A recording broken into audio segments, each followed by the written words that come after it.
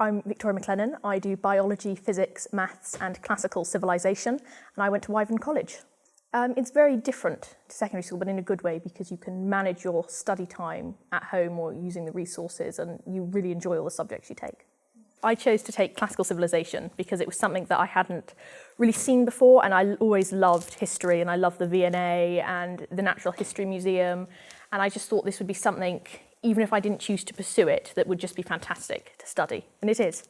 I took GCSE history, and in that prospectus you do modern history, there's no ancient history, so I knew I didn't want to do history, but I still really loved the subject, so when I came here and I saw classics, I thought it would just be amazing.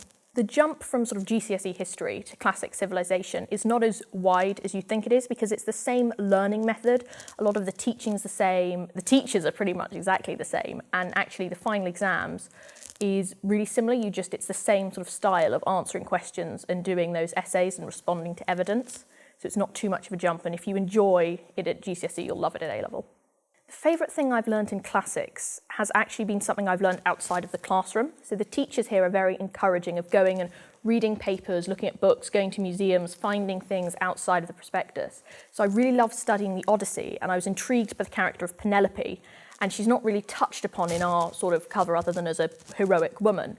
And I went and I read some academic papers about maybe she's not what she's presented as. She's presented as this loyal wife, a symbol of fidelity, and then you reach closer and there's all sorts of other stories, and there's so much plotline just tying into it, as well as classical history and the attitudes of Greeks. And I think that just being able to widen your field and bring that into the classroom, what you've learned outside of it, is just amazing, and I've loved everything I've learned.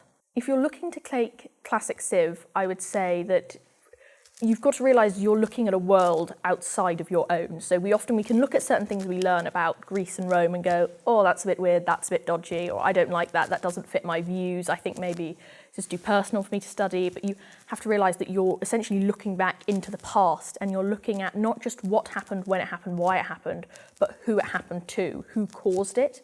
And I'd say definitely just really try and get in touch with the people you're studying. And I don't mean, like historians, I mean Odysseus, I mean Xerxes, I mean Darius, I mean Atossa. Just go and look and just find out who they are, and just really feel as though you know them on a personal level, and you'll find so much passion for the subject.